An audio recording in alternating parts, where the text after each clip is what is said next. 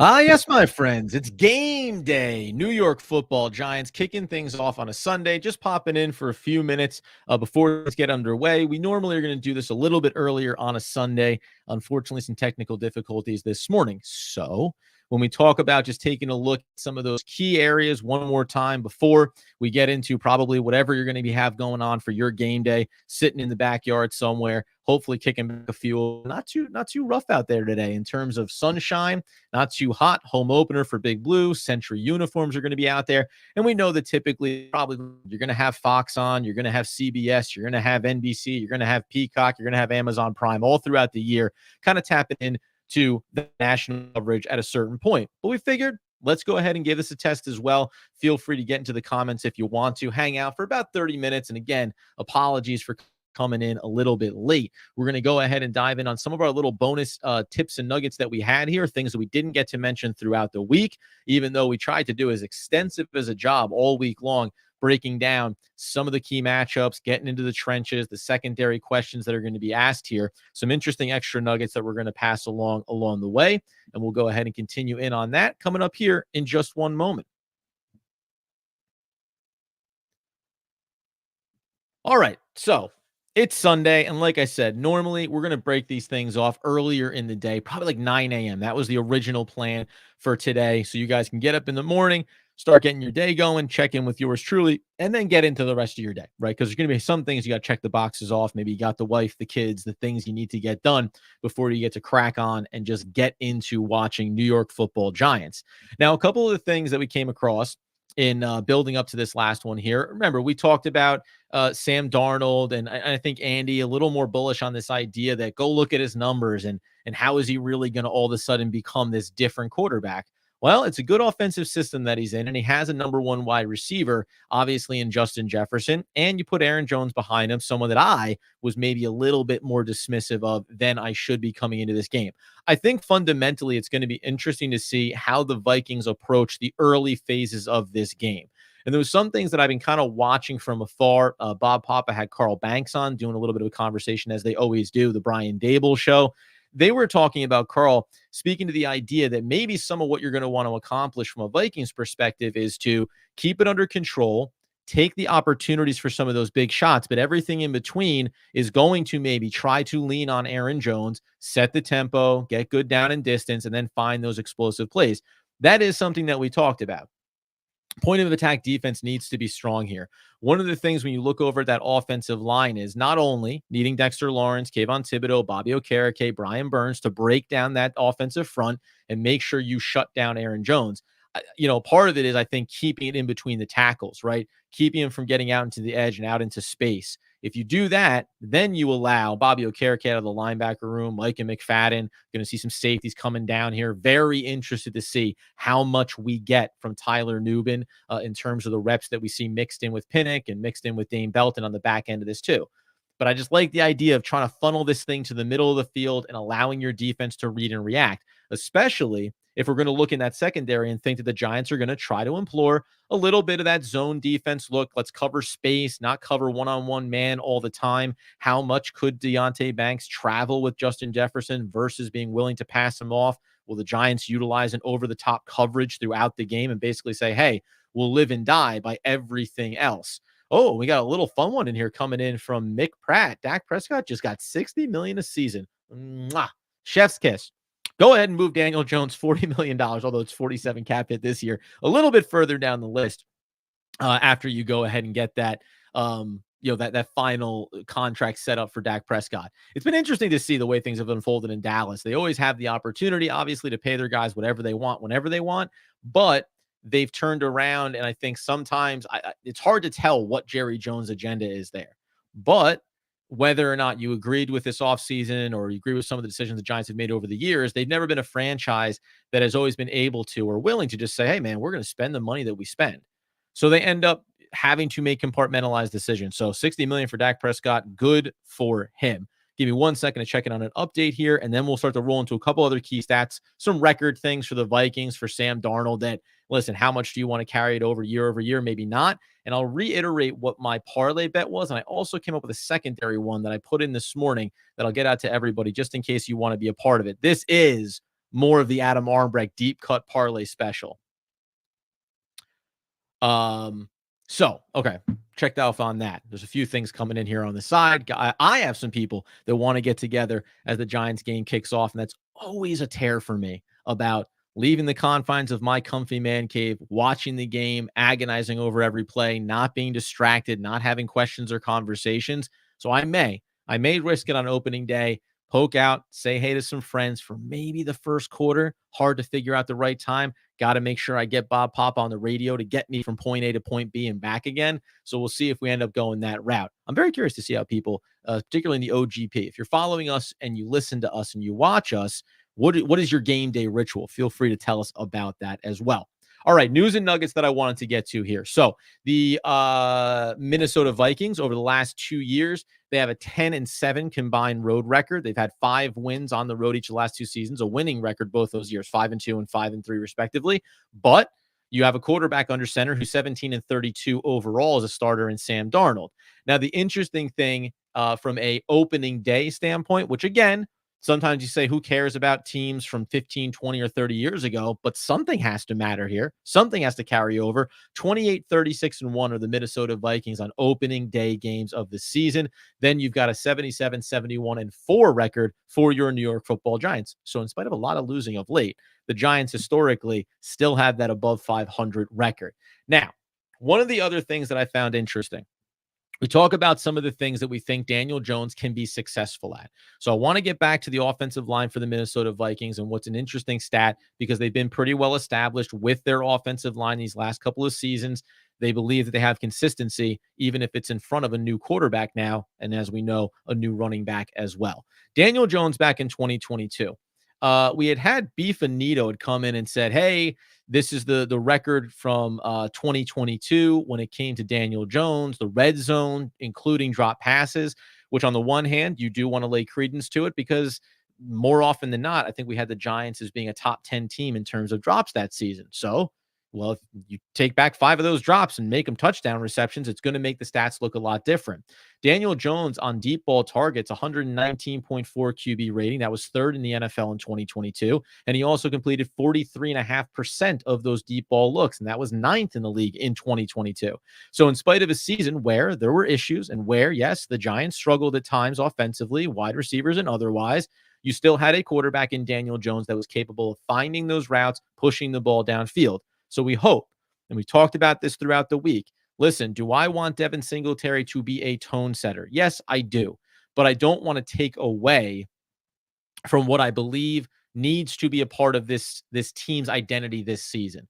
And that's pushing it down the field. How early it happens, that's TBD. But one of the last things we talked about on our prediction episode was just, what do you want that opening drive to look like? You know, is getting a first down enough just to say, okay, you got through it, whatever it took to get there? Or do you want to see that deep ball shot? Do you want to see that potential for an electric moment to Malik Neighbors? You know, I always think about wins and losses going into a season, where you think a team can succeed on a schedule.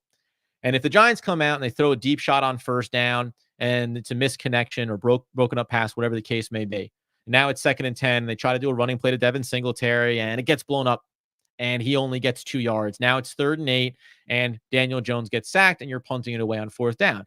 I get it that we'll look back after the game and you'll say, oh, you know, the way this game starts, the opening drives. But I think as a new season kicks off, you need to decide, like, what is our identity? And you want to be malleable. You want to be able to look at the opposition and say, how can we have success? But if you want to be a team that scores more than 15 points a game, you can't be discouraged from going after those deep shots, being aggressive, and just coming back to the well time and time again. And I think, you know, we'll see how it goes offensively for the Vikings. But if you come out and you take some deep shots, it doesn't quite work out. It's only a 5 or 6 play opening series offensively for the Giants. You want to come right back and have a 5 or 6 play series that continues to take 2 more deep shots. Do it. Like, keep going for it. The Giants need to average 4 or 5 deep shots a game. And I can't remember what the league average was. We were talking about this the other day. You know, Giants had 47, and that was near the bottom of the league back in 2022. So, you know, if I take 3 deep shots a game over a 17-game season, I'm talking about taking 50 plus, right? I need the Giants to be closer to 60. So I need them to be taken closer to 4. Stretch that field, get the defense back on his heels, and open things up for what we feel like is the consistent attack that you can have on the offensive side of the ball when it comes to the running game and Devin Singletary. Coming back in here in 1 second, talking about JB and also taking a look at a couple other key stats that I want to get to here on Sunday as we get you geared up for Big Blue kickoff coming up at 1 p.m.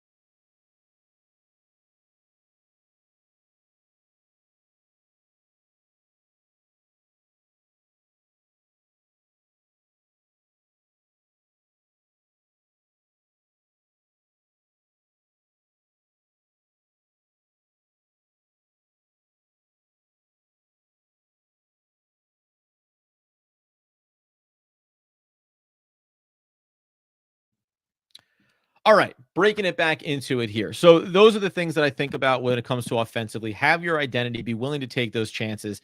And in the end, because you can look back and not just last year, over these last few seasons, when you look back and you say, well, you want to navigate your way to victory on a Sunday. So you try to be conservative, control the game clock.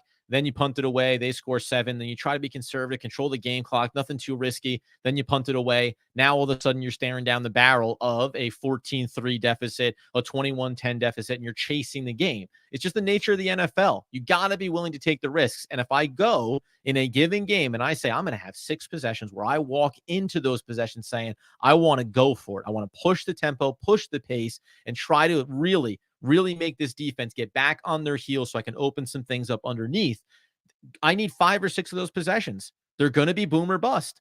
But if I take 6 chances and I have success on 3 of them, and that translates to a field goal and a couple touchdowns, that's how you're going to move the needle in these games. If you only have so many possessions and you spend a certain number of them saying, let's try to incrementally work our way down the field, I think in the end, especially against a team like the Vikings with a weapon like Justin Jefferson, you're going to find yourself having some concerns. And it'll be interesting to see the way the Vikings start offensively as well. The one other stat that I had on the Vikings was last year they had 47 sacks given up. That's 2.5 per game. Then the 47 sacks was like in the mid 20s, something around 20 in terms of league rankings. But 3, there's one other stat here from a receiving standpoint. But when you talk about 2.5, 3 sacks per game, so they're not giving up a ton of sacks, but in totality, those key moments. So I think back to this again. Okay, it's a solid, experienced offensive line they have there. We believe that we have some of these studs up front. I don't need, though we want it, Kayvon Thibodeau, in this game or any game. By the end of the year, I want to be talking about double-digit sacks for Kayvon Thibodeau, double-digit, obviously, for Brian Burns, right? And some of those key stats when we talk about run stuffs, breaking through double teams for Dexter Lawrence and putting pressure up the middle on the quarterback as well. But my biggest concern here is when those key moments come. It's just like we're talking about, hey, you come out, you're the Giants, you take a deep shot, it doesn't work out, short run on second down, and now you're in 3rd and long. Well, I need, and this Giants defense is going to need, in those key moments, on a 3rd and 7, that's when the pressure needs to get there most, right? To shut down, and this seems so generic and such an obvious statement, but that's when you need it. When they're at the 38-yard line of their own side of the field, and you have a chance to force a punt, okay, let's try to reset the field position on our next possession, you give it up. And now they're almost at midfield. And now one more big chunk play, and all of a sudden they're in field goal range. It's those little moments, right? And we can talk about kicking inside the zone now with the new kickoff rules and trying to get them and force a punt from inside their own 20 or inside their own 25. That's fine, because that does matter in the field position battle. But I need this Giants defense who's going to be susceptible in the secondary, who's going to give up some big plays in this game. It's a matter of fact. I need in some of those key moments for that front to step up in a big way. And if you're going to bring a blitz from a secondary, if you're going to bring a Tyler Newman, a Dane Belton, a Jason Pinnock, if you're going to bring maybe the veteran and Adoree Jackson off the edge, right? I need you to be ready to get home on those as much as possible. It's one of the things years ago we used to talk about with Leonard Williams, how, hey, sacks are beautiful, but pressures matter, right? Getting after the quarterback matters. I still believe in that, but in these moments, you need this team to get home. And those pressures can also be impactful when we talk about this secondary and maybe some ball hawk opportunities. If Tyler Nubin's going to get reps, Dane Belton had this reputation at least coming in. If you're going to get to opportunities where Sam Darnold is going to get flustered a little bit, maybe get flushed out of the pocket, maybe be willing to throw one up under pressure, boy, if those tip passes can be interceptions, right?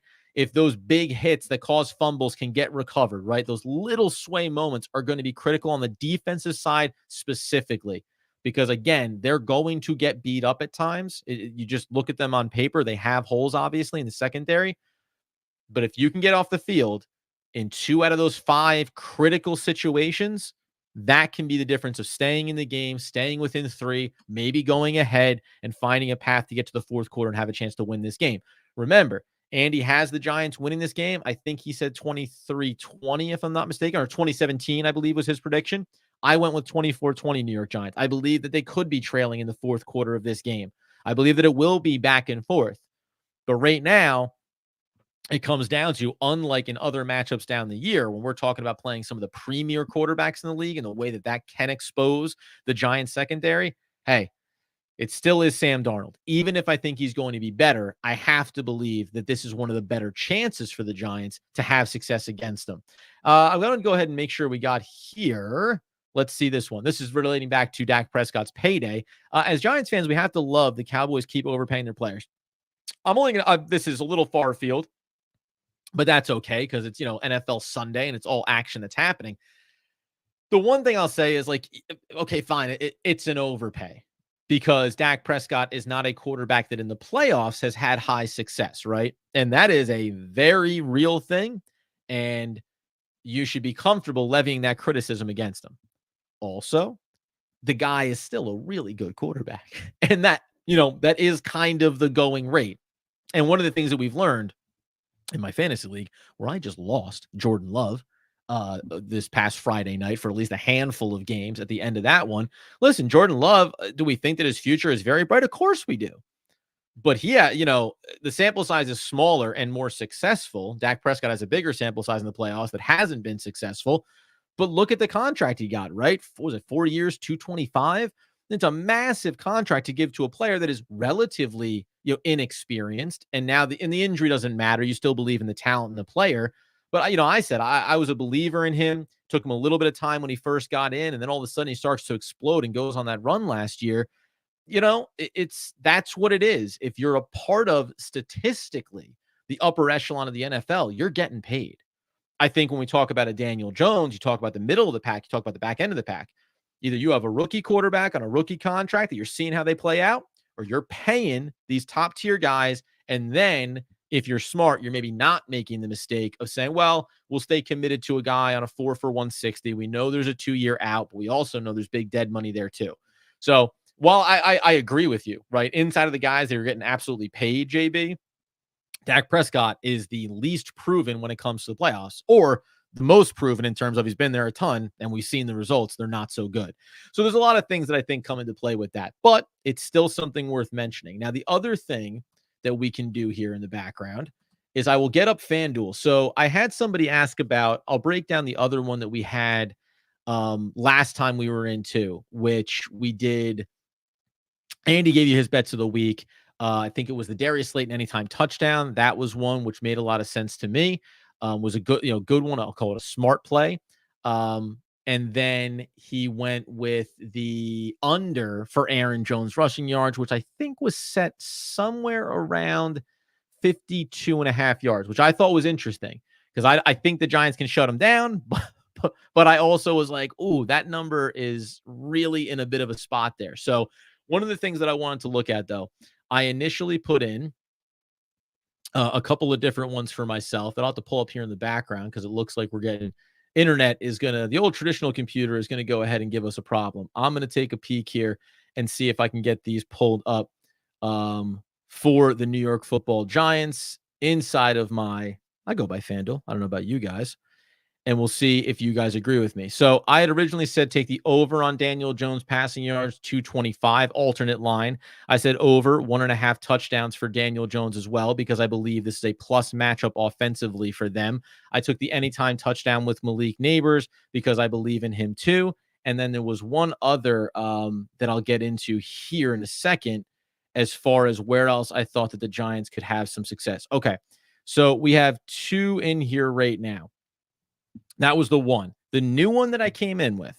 So there's also some good stats about Devin Singletary. His season openers, he has some low rush numbers because he wasn't always the featured back. But by and large, with a little bit of pass catching thrown in, he's a 55 to 65-ish kind of player for you, pass and rushing yards. So total yards from scrimmage. So I went with a Devin Singletary, 40 plus yards. This is alt rushing. So it's just pure rushing. I don't think that's an insurmountable number by any stretch. I think this game is going in a really bad way if we don't see Devin Singletary finish with 55 to 60 yards. Because again, you want to be taking your shots, but he's going to be Mr. Consistency for you. Then I went with Wan'Dale Robinson to record a 20-plus yard reception. I like the idea of him, especially with Malik Neighbors now. We already saw him be shifty a year ago. Andy, that was the other one that he gave you, was taking the over on yardage for Wan'Dale Robinson. I think that's an easy one. It was set at 29.5. He averaged over 30 a year ago, and now you have a number one wide receiver. So I take the Devin Singletary alt line 40-plus yards. I take Wan'Dale Robinson a plus 20-yard reception. I'm talking about a guy, you run two deeps on the outside, Wan'Dale Robinson underneath on a linebacker. Come on, let's boogie. Give me one of those. I'll take Daniel Jones, 25-plus rushing yards on the alt line. Now, that's effectively got to be probably 4 scrambles.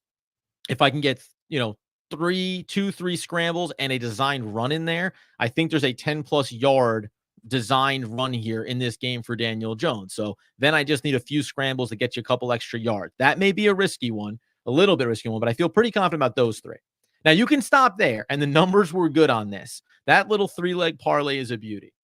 But here's the thing that I mentioned the other day, and before I tell you, I'll stop in on I'll stop in with solving the race problem. Well, you're keeping busy in your spare time. Do you think the Giants should try to send everyone and block every Viking punt attempt, since we don't have anyone trusted or competent to return them? Yeah, I saw you corrected yourself there, to return them. I think I'll answer that question in just 1 second. It's a good question. The last leg, okay? 40-plus rushing yards alt line for Singletary. 20-plus yard reception for Wan'Dale Robinson. 25-plus rushing yards for Daniel Jones. Here's the piece de resistance.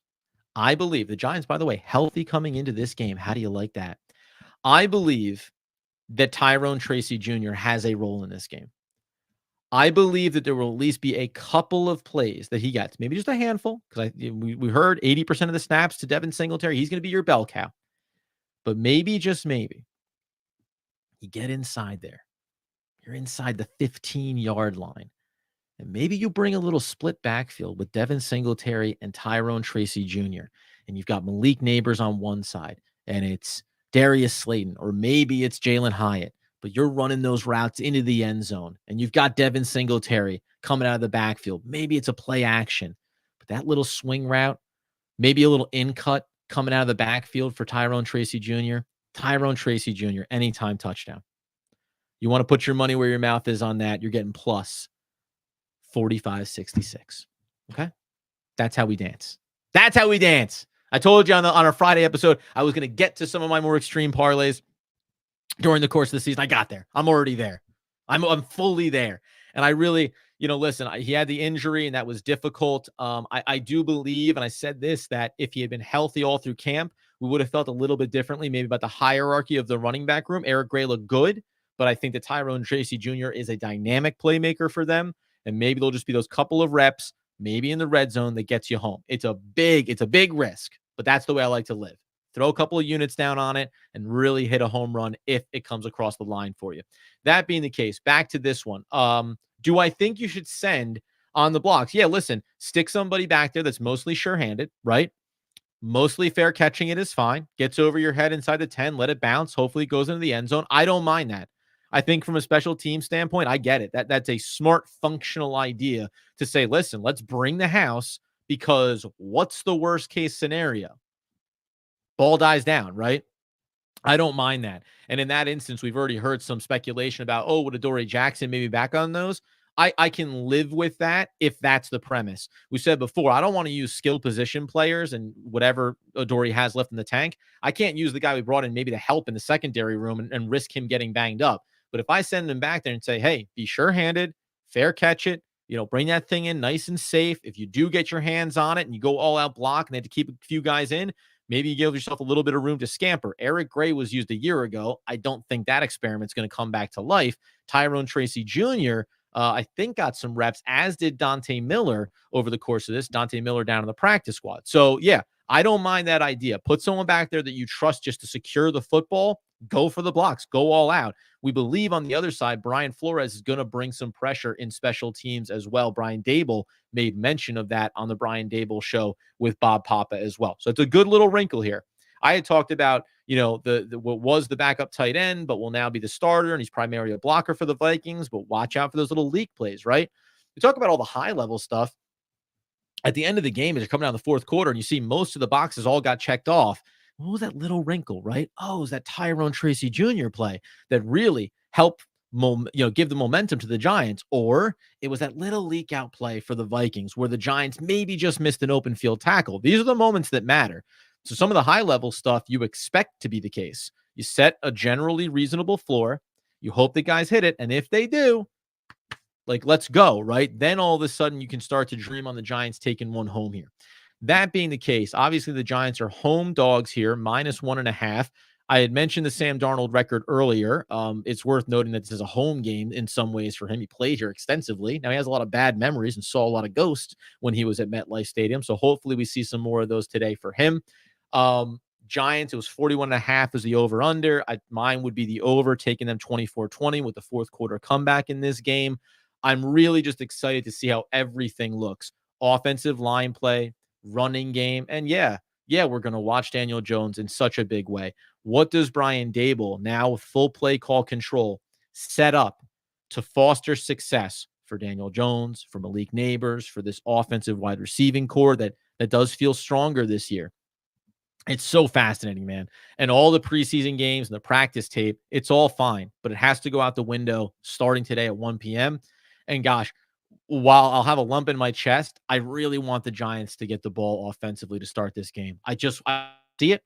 I want it to look pretty good. I want it to be consistent. I want to see a few first downs. And yeah, it's such a gut pull that, well, what if they only get a field goal? It will feel like it wasn't full achievement. What if they, end up having to punt it? It could be rough, but I do want to see that offense. The defense is going to be this experiment and growth experience. The offensive side of the football, they invested a lot to make that team better this offseason. I want to see that come to fruition. That being the case, guys, listen, it is 12:37. We were on for just about 30 minutes. Again, normally 9 a.m. Sundays early. Let's wake up together, have a cup of coffee, hash it out, talk about a little more fantasy, get a little bit more around the league too. So be a part of that with us. Thanks for everybody that came in and had a bit of the conversation, man. Listen, it is New York Football Giants season, and I am all in. You've seen us 5 days a week on YouTube and on the podcast. You're seeing me pop up on a Sunday morning. I really have some optimism about what this year can be for Big Blue. It all starts at 1 p.m. today, MetLife Stadium, Century season, Century uniforms.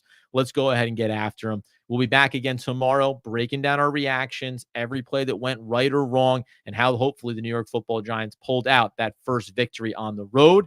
Until then, until the next time, until the best times. And as Andrew Makowitz, especially on game day, who will be at the stadium today. Go find Andrew Makowitz around the stadium if you're at the game right now and you're watching me on your phone. He's there in the parking lot somewhere tailgating as we speak. But until next time, until the best times, as Andrew Makowitz would want, need, and nay, demand the people know. As always, let's go Big Blue.